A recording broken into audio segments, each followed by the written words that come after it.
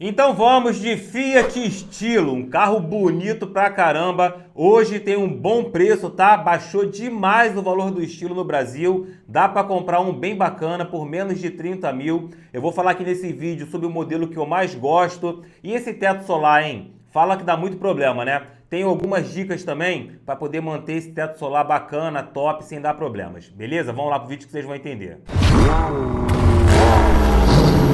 O Stilo chegou no Brasil no finalzinho de 2002, começo de 2003, tá? Um carro com projeto europeu, com uma pitada italiana, chamou muita atenção porque um design bonito, um design, né, esportivo. Porém, o motor que deveria ser esportivo, né, vendeu pouco. Em relação à motorização, teve o motor 1.8, 8 válvulas, tem o motor 1.8 16 válvulas que veio na série Schumacher lá em 2004 e tiveram dois modelos com motor 2.4 de 5 cilindros, tá? Com 167 cavalos, que foi o Abarth, que vendeu menos de 1000 unidades, né? Não deu muito certo, digamos assim, e a Black Motion, que foi um projeto que a Fiat fez para pegar tudo que tinha de melhor no estilo, formar um carro e depois fazer esse carro em venda nacional. Só que ela produziu menos de 10 unidades, né? Esses carros ficaram com o uso da diretoria e, enfim, de jornalistas na época, mas o projeto não foi para frente. É até muito difícil achar um carro desse para vender porque foram pouquíssimas unidades, tá?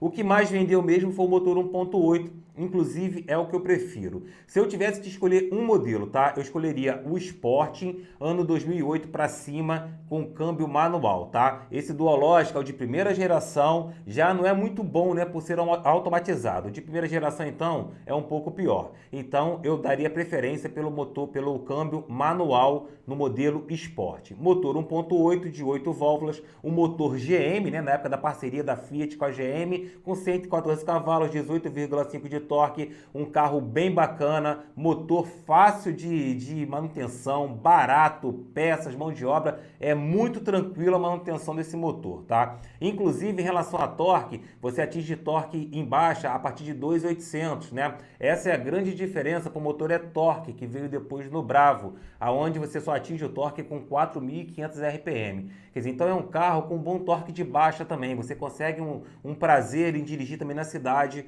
com estilo, é bem bacana, tá? Em relação ao Sport, por que eu prefiro ele? Porque é um carro bem completinho, tá? Então o custo-benefício é bem legal. Um carro desse, ano 2008, custa em média 28, 30 mil reais mais ou menos, com roda de liga leve, um interior muito bem feito, né? Antigamente a Fiat sabia fazer interiores, né? Enfim, bem bonito, os bancos muito confortáveis mesmo, tá, pessoal? Você vai ter ali também aquele botão Seat, né, onde você aperta, a direção fica mais leve. Depois, conforme você vai acelerando, né, o carro vai ganhando velocidade, ela tira o acionamento dela, ele vai ficar um pouco mais durinho para poder ter uma segurança.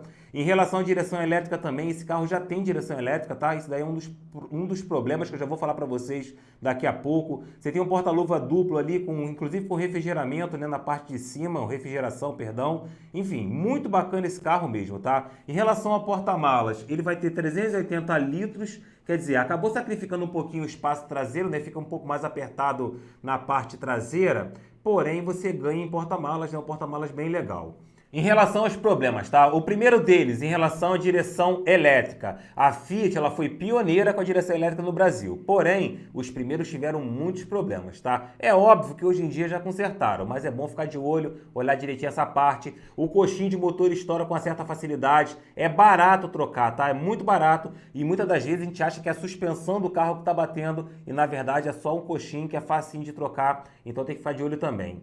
É um carro um pouco mais difícil de pegar seguro, tá? Até por causa da idade, nem toda seguradora faz, então tem que ficar de olho nisso também.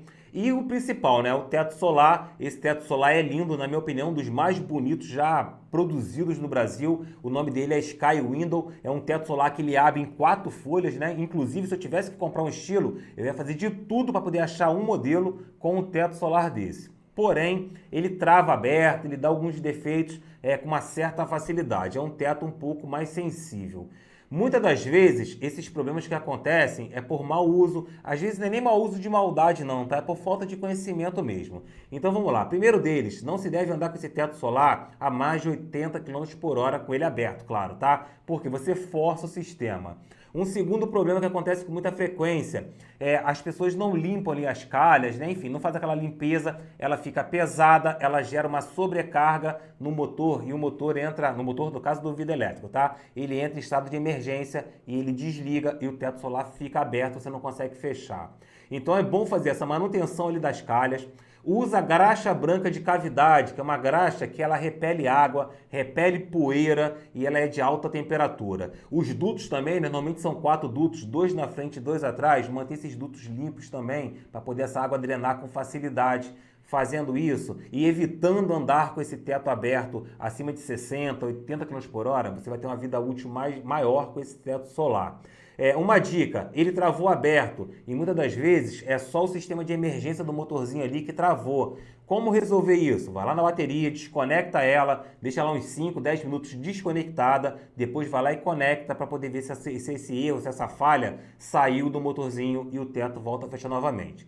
Resumindo, tem que cuidar para poder evitar manutenções, não é tão barato assim, é difícil achar peças para esses tetos, tá? Inclusive em ferro velho, nessa parte aí de revenda de peças, é complicado, o pessoal compra para botar em outros carros, não é tão simples, tá? Agora, mantendo ele com a manutenção certinha, limpeza e tudo, pô, fica bonito pra caramba, é estiloso e vale a pena. A maior dificuldade da Fiat, né, com o estilo na época, era em relação aos concorrentes, tá? Porque o estilo veio para concorrer com o Golf, com o Astra, com o 307, com Focus, enfim, com carros com uma motorização maior, né, com motor 2.0, uma vez que esse motor 2.4 de 5 cilindros da Fiat não vingou. Então ficou o estilo basicamente com motor 1.8 de 111 cavalos, brigando com motores 2.0 mais fortes dos seus concorrentes, e isso atrapalhou demais a venda. Porém, esse motor 1.8, ele é bem tranquilo de manter, como eu falei, barato, fácil, vale a pena, desde que você ache um estilo novo para comprar, tá?